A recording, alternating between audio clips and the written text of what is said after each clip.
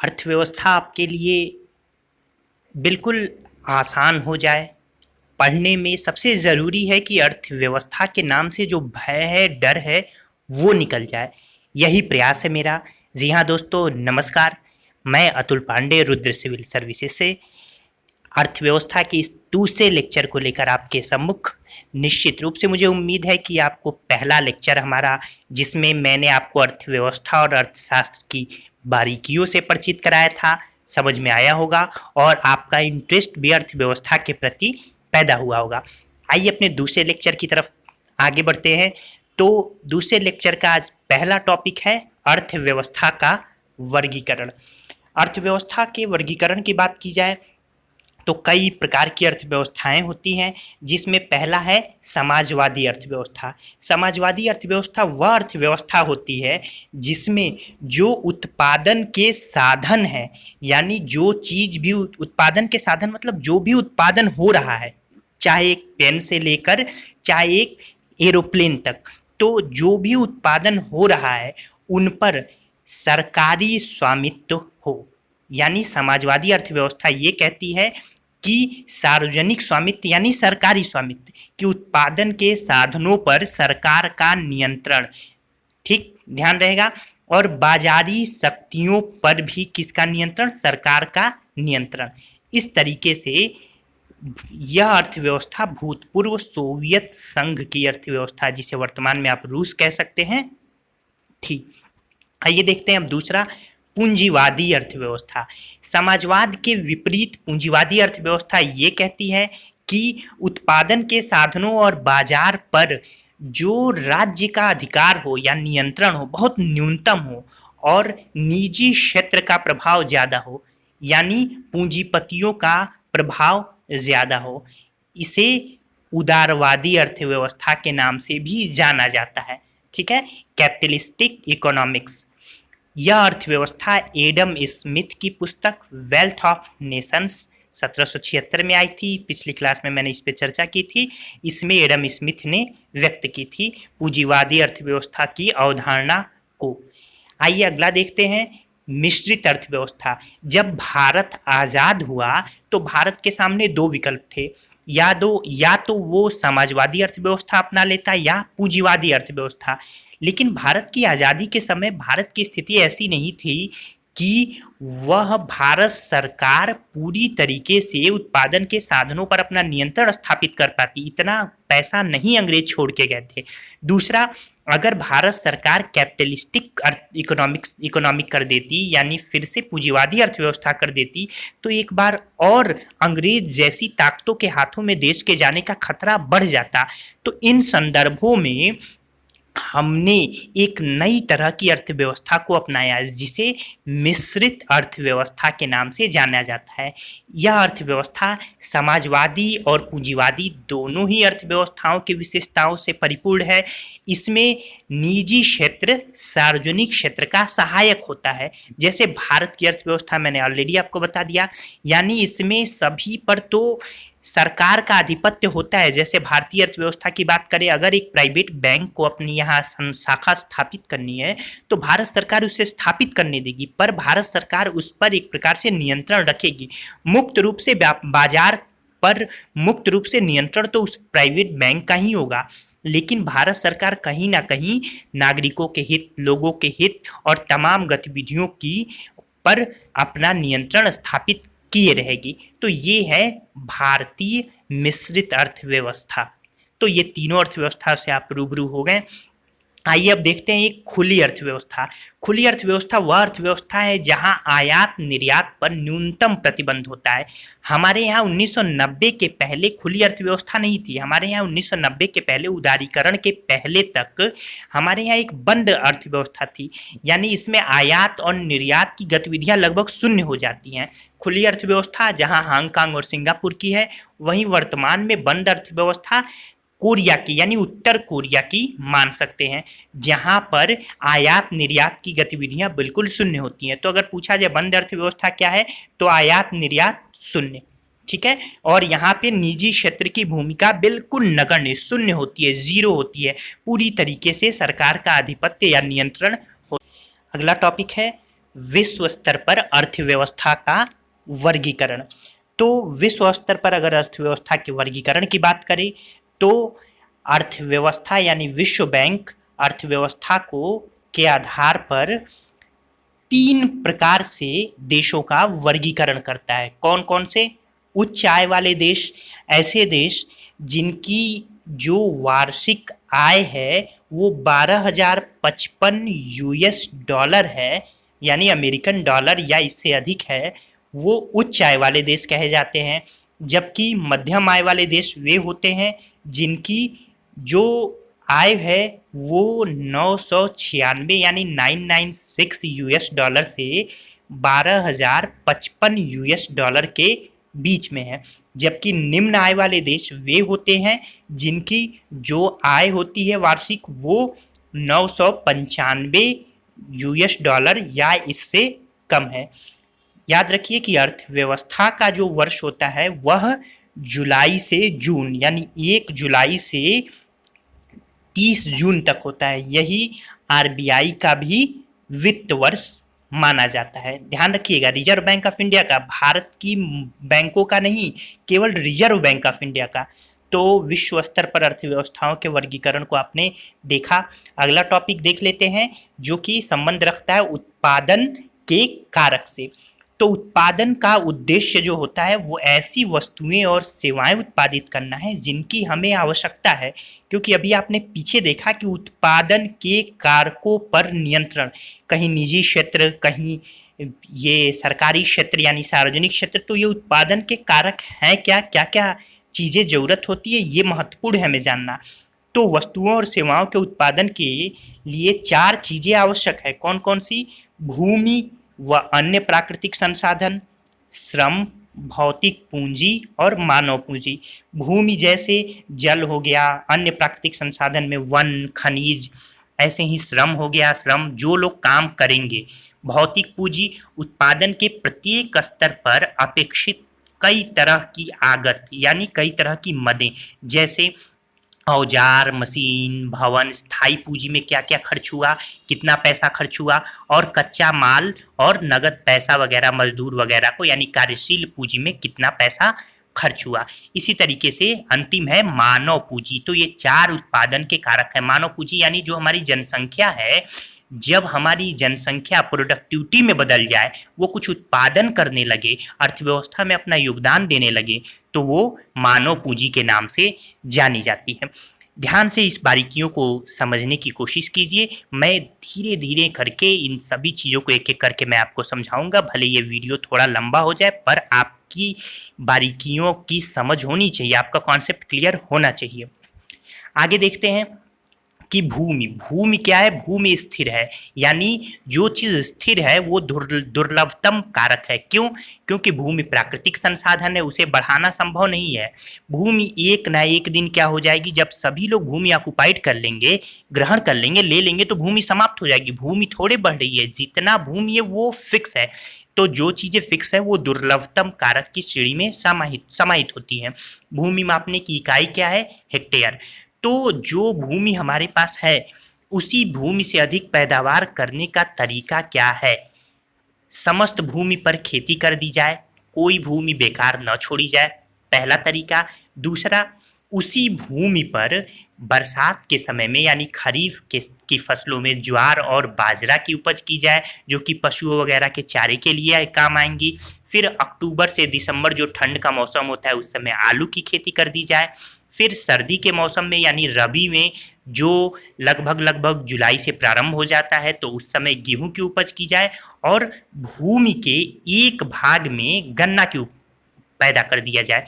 गन्ना चूंकि 1 वर्षीय होता है, यहाँ धान इसलिए नहीं क्योंकि अगर ये उस क्षेत्र की बात हो रही है जहाँ पानी की बहुत ज़्यादा सुचारू व्यवस्था नहीं, यहाँ सिंचाई की उत्तम व्यवस्था कर दी गई है। तो प्राकृतिक संसाधनों के अभाव में हमने सिंचाई की व्यवस्था की। यह पूछा जाता है ये सारा ऑप्शन देके कि यह किस क्षेत्र के कृषि का लक्षण है।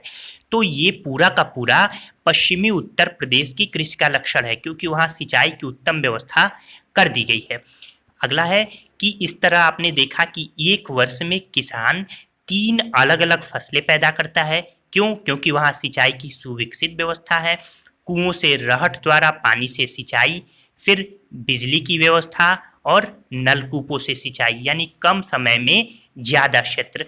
तो चूंकि बिजली की भी अच्छी व्यवस्था कर दी गई है, जिसके कारण नलकूपों से सिंचाई भी संभव हो पाई है। इसके बाद है कि एक ही जमीन के टुकड़ों से उत्पादन बढ़ाने के आपने पहला तरीका देखा कि बहुविधि फसल प्रणाली, यानी एक ही खेत पर कई फसलें बो दी जाए। दूसरा तरीका है आधुनिक कृषि विधियों का प्रयोग। तो 1966 तक 1966 तक हमारे यहाँ हरित क्रांति के पहले तक आधुनिक कृषि विधियों का प्रयोग बहुत कम होता था। तो धीरे धीरे ये प्रयोग बढ़ा। आइए इस कॉन्सेप्ट को भी देख लेते हैं आगे। बहुविधि फसल प्रणाली, जैसा मैंने बताया, एक वर्ष में किसी भूमि पर एक से ज्यादा फसल पैदा करना क्या कहलाती है?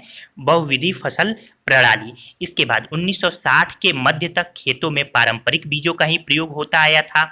1960 के अंत में यानी 1966-67 में हरित क्रांति द्वारा हाई यील्डिंग वेराइटीज यानी HYV बीजों का प्रयोग शुरू हुआ, और ये किसके लिए? अन्न के लिए हुआ था, यानी खाद्यान्न फसलों के लिए हरित क्रांति आई थी, गेहूं और चावल के लिए विशेष रूप से। लेकिन सबसे ज़्यादा जो उत्पादन हुआ वो गेहूं का हुआ। तो पंजाब, हरियाणा और पश्चिमी उत्तर प्रदेश द्वारा गेहूं के आधुनिक तरीकों का सर्वप्रथम उपयोग हुआ। चूंकि इस हाई यील्डिंग वेराइटीज के लिए ज़्यादा से ज़्यादा रासायनिक उर्वरकों की आवश्यकता थी, कीटनाशकों की आवश्यकता थी। इसके अलावा सिंचाई व्यवस्था बहुत ज़्यादा जरूरी थी, पानी की बहुत ज़्यादा आवश्यकता थी, नई नई उत्तम मशीनों की आवश्यकता थी, और ये पंजाब, हरियाणा और पश्चिमी उत्तर प्रदेश के क्षेत्रों में बहुतायत में प्रयोग हुआ। यही कारण है कि उस साल गेहूं की बम्पर पैदावार हुई, जो सामान्य 20 से 1300 किलोग्राम तक होती थी, वह 3200 किलोग्राम तक पहुंच गई। और इस तरीके से हरित क्रांति ने भारत में एक नई क्रांति का सूत्रपात किया। हाई यील्डिंग बीज, हरित क्रांति के लिए ये गेहूं के बीज कहाँ से आए थे? तो ये मैक्सिको से आए थे। अमेरिकन कंटिनेंट में पड़ता है ये, अमेरिकन याद रखिएगा, उत्तरी अमेरिका में पड़ता है। तो मैक्सिको से ये बीज आए थे। ये प्रश्न पूछा जाता है कि हरित क्रांति का बीज कहाँ से आया था? तो हरित क्रांति के लिए HYV बीज जो है वो मैक्सिको से आया था। इस तरीके से हरित क्रांति तो हो गई, लेकिन इसके साथ साथ इसका दुष्प्रभाव भी देखने को मिला।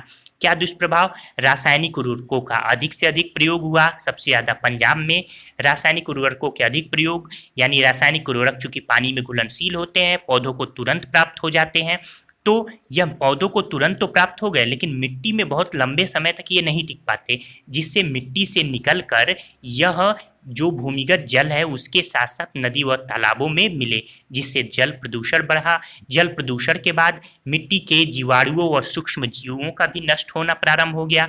क्यों? क्योंकि ऊपर से जब पानी, ये जो जीवाणु और सूक्ष्म जीव थे, ये पानी के साथ साथ उस रासायनिक उर्वरकों में घुले हुए थे और बह से गए। इस तरीके से मिट्टी की उर्वरता कुछ समय पश्चात घटने लगी। उर्वरता घटने से पहले का उत्पादन स्तर प्राप्त करने के लिए अधिक रासायनिक उर्वरकों का प्रयोग होने लगा, जिससे खेती लागत में वृद्धि हुई और इस प्रकार से महंगाई यानी इन्फ्लेशन बढ़ गई। तो इस तरीके से आपने देखा कि हरित क्रांति अपने साथ साथ केवल और केवल प्रभाव ही लेके नहीं आई, बल्कि दुष्प्रभाव भी, सकारात्मक नजरिए प्रभाव लेके नहीं आई, बल्कि नकारात्मक प्रभाव भी लेकर आई, जिसका प्रभाव हमें वर्तमान समय में दिखाई दे रहा है। अगला टॉपिक देख लेते हैं कि भूमि में किसानों का जो, यानी किसानों में भूमि का जो वितरण है वो भारत में क्या है? असमान है। ये भी कृषि की एक बहुत बड़ी समस्या है। 2 हेक्टेयर से कम भूमि वाले किसान छोटे किसान कहे जाते हैं। ये अपने खेतों में खुद काम करते हैं। लगभग 36% कृषि क्षेत्र में 80% छोटे किसान हैं, जबकि 64% कृषि क्षेत्र में 20% बड़े किसान हैं। तो इस तरीके से हमारे यहाँ छोटे किसानों की संख्या बहुत ज़्यादा है, जो अपने खेत में खुद काम करते हैं, जबकि मझोले व बड़े किसान सब के पास ये संख्या तो कम है, लेकिन भूमि बहुत ज़्यादा है। यह क्या करते हैं? खेतों में काम करने के लिए दूसरे श्रमिकों को किराए पर लेते हैं। तो ये भी हमारे यहाँ जो भूमि का असमान वितरण है, ये भी कृषि की एक बहुत बड़ी समस्या है। एक तो हरित क्रांति समस्या बनकर उभरी, जो कि बहुत बड़ी एक उपलब्धि कही गई वही एक बाद में मानव स्वास्थ्य के लिए समस्या बनी। फिर ये भूमि में किसानों का माफ़ कीजिएगा, किसानों में भूमि का असमान वितरण भी बहुत बड़ी समस्या बनकर उभरा। इसके बाद से श्रम, जो लोग काम करेंगे, ये भी एक समस्या है। भारत की समस्या क्या है? कम वेतन। क्यों? क्योंकि सरकार तो न्यूनतम वेतन जरूर बनाती है, लेकिन श्रमिक जो है अनस्किल्ड है, बहुत ज़्यादा स्किल्ड हमारे यहाँ श्रमिक नहीं है, जिससे प्रतिस्पर्धा बढ़ जाती है। इसलिए जो मजदूर है वो कम वेतन में ही काम करने पर सहमत हो जाते हैं। इसके बाद खेती के लिए आवश्यक पूंजी की अगर बात करें, जैसा कि आपने देखा कि जो साधन था अगला पूंजी, तो खेती के आधुनिक तरीके जैसे जैसे शुरू हुए वैसे वैसे अधिक पूंजी की आवश्यकता हुई, किसानों को अधिक पैसे की आवश्यकता पड़ी। अधिक छोटे किसान बड़े किसान या साहूकारों से ऊंची ब्याज दर पर पैसे उधार ले लेते हैं। क्यों? क्योंकि उन्हें बैंक आसानी से उधार नहीं देते। इस तरीके से छोटे किसानों को तो आधुनिक तरीके से जो कृषि है उसका बहुत प्रत्यक्ष लाभ नहीं मिल पाता। फिर भूमि और पूंजी दोनों दुर्लभ संसाधन है, लेकिन ध्यान रखिए पूंजी को बढ़ाना संभव है, क्योंकि पूंजी जो है वो मानव निर्मित है, जबकि भूमि क्या है? वो प्रकृति निर्मित है। अधिशेष कृषि उत्पादों की वृद्धि, अधिशेष मतलब जो बच गया, इसे समझ लेते हैं कि किसान ने मान लीजिए उत्पादन के तीनों कारकों का प्रयोग कर भूमि में गेहूं पैदा की, यानी भूमि रही, किसान की भूमि रही, उसके बाद से किसान ने आधुनिक तरीके का प्रयोग किया, फिर पूंजी का प्रयोग किया और अधिक से अधिक पैदावार किया। परिवार के लिए खर्च वगैरह के लिए, उपभोग के लिए रखने के पश्चात अब लघु किसानों के पास बड़ा कम अवशेष यानी अधिशेष बचता है। जब उनकी खेती ही 2 हेक्टेयर से कम है, परिवार भी बड़ा हो जाता है, तो वो खाएंगे क्या और बचाएंगे क्या। लेकिन जो बड़े और मझोले किसान हैं उनके पास ज़्यादा से ज़्यादा अवशेष होता है, यानी अधिशेष होता है।